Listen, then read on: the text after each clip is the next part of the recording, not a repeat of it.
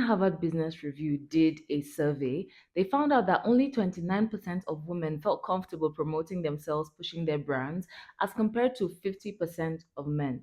I wasn't surprised to hear it. The more personal branding becomes a thing that is here to stay, the more we have to shine light on the things that we need to be doing, the more we need to get up in all of the areas of our lives. Everywhere you're building a business, you're building a career, you are showing up, we need to do it even better. We need to do it even more. We need to sensitize ourselves. We need to remind ourselves that everyday conversations are going on, everyday decisions are being made. And if we are not a part of those conversations, decisions will be made regarding us and we won't be a part of it. Which is why in today's video, I'm going to be sharing with you 5 personal branding mistakes that you're probably making right now that if you stopped making would position you as the leader and decision maker that you are. If you're new here, my name is Paula Poole and I'm a personal branding strategist for female founders and entrepreneurs. If you're not a female or a founder or an entrepreneur, but you're interested in personal branding, these tips will still help you. Now, the number one mistake that women are making as regards personal branding is not even being intentional about the brand in the first place. The thing about personal branding is that you get to tell the world who you are, and then you get to harness your skills, your expertise, your experience, all of the things that make you so unique, and use it to serve the world. And that in turn will provide value to the world. That in turn will then give you the life that you deserve. There are so many of us that are sitting on the gifts and talents that we have, and we are not putting it out there. We're not helping people with it. We're not changing anything with it. And the crazy part is, inside of you, you know that you're supposed to be doing much bigger, much better than you're doing right now. Personal branding is taking what you have and promoting it. It is putting it together into a marketable product or marketable service or marketable brand. So the first mistake that you're making is not even doing anything about your brand, because we all have brands. It's just the difference is some people are more intentional with it. Some people get up and speak about the thing they're interested in. Some people write about the things they're interested in. Some people only sit with themselves and think about it and therefore are not able to communicate their ideas with others.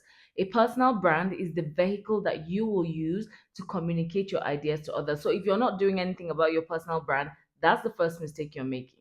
The second mistake is most likely that your message is not clear. Maybe you started putting your brand out there. Maybe you have started talking about the thing you're interested in or the thing you do for work. Maybe you have started, putting things out here and there. Now, the first thing that I do with my clients is that we clarify your messaging. Here's why. There's so much noise online. YouTube, podcasts, social media, Instagram, Facebook. There are so many people that are saying so many things. If you are not clear on what you're talking about and who you're talking to and how you can help these people, your voice will not be able to be heard. If people come on your page or they find you online and they cannot tell exactly what it is that you can help them with, they will most likely be confused, and confused people don't make decisions. So the first thing that you want to do is be clear about what your personal brand is, what you're helping people with, who you're helping with what you have, and where in their journey they are. Every time I start with a client, they tell me, oh, I can help everybody. But by the time we're done with our sessions, you see, even our first session, you will see that they now know that they cannot be for everybody, because when you're for everybody, you're for nobody. There is a certain sectioning of the people that you can help the best with what you have. And that's what you need to do. You need to clarify your messaging so that if your target audience, if your ideal client should find you strolling on the streets of Instagram and they find even one thing that you have put out, they will hear the call and they will most likely answer. The third mistake you're most likely making is inconsistency across platforms. Now, your brand should have one message, a very, very clear message on what you're bringing to the table. However, people speak different languages on different platforms. I'm going to post this video on YouTube, but it's not the same video I'm going to post on Instagram on the same topic. It's not the same format.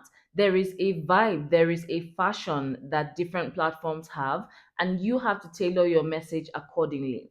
Now, remember that it is one message that you're going to be passing all around. It is just the manner of passing that's going to be different. So you need to understand the different platforms that you're operating on so that you can put things out accordingly. For example, Instagram is more lifestyle. People don't go into Instagram to learn things per se. So if I'm going to teach something on Instagram, I'm going to have to put it in a very lifestyle formatty, situation. Now, when I bring my message to YouTube like this, I'm making sure that there are actionable steps, step by step strategies that you can use immediately. When I go to Instagram, I'm giving bite sized ideas. I am putting those ideas out, planting seeds, and making sure that they all come wrapped in a very enjoyable experience. This is an enjoyable experience as well, but it's something that will not bore you in 30 seconds. I will not put a 10-minute long video on Instagram, personally, for myself and my clients. Now, when I go to LinkedIn, I will put a little bit of video here and there, but it is a very writing based platform and it is a very professional platform. So, how I will sound there will be different. When I go to Threads, I know that the community in Threads is more human, is more relaxed, is more entrepreneurial, but also very experiences based. So I will tailor my content to that platform and so on and so forth. So make sure that you understand the platform you're working with, the language, and the culture of the platform. The fourth mistake that I believe women make is being afraid to shine. As if there is a limit to how big we can be. Now, I come from a conservative town, I come from a conservative background. We were not raised to put ourselves out there as such, but the world is changing. And honestly, the ambition that I personally grew up with had to be let out in some way.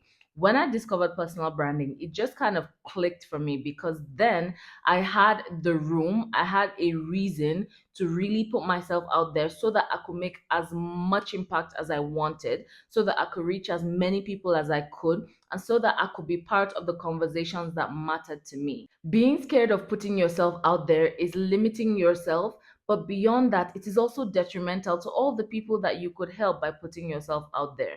You have come with a solution to this earth, and being scared of being seen to be positioning yourself deliberately is going to stop you from reaching the people that will only see you if you're positioned. So you're going to have to choose whether other people are going to tell you what you're going to do with the time that you have been given on this earth, or you're going to get up and you're going to do the most with what you have. The fifth mistake you're making is that you are not putting your house in order. Now, what I mean is this: when you're putting yourself out there, let's say you put out content on YouTube or on Instagram, and there is no next step, there is no offer in place, you don't have lead magnets, you don't have a structure behind the content, you are wasting a lot of time, you are wasting a lot of effort, and most likely you are wasting money. So, what you want to do is put your house in order. Make sure that you do the background work so that when you're putting things out, when you put out content, when you put a message out, when you put an idea out, there is a funnel for your people to go through. There are people that as soon as they meet you, they actually want to work with you. Do you have offers on ground? Do you have a step by step process? Do you have a framework that's on ground of how you help people?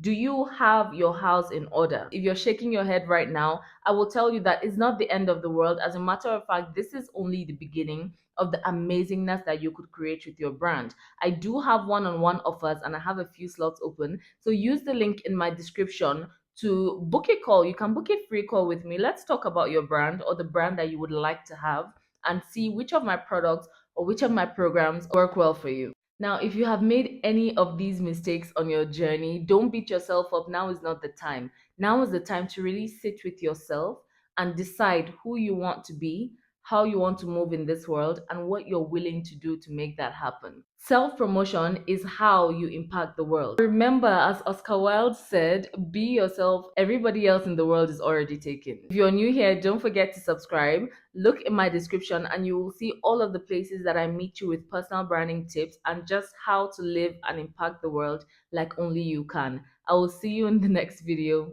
Bye.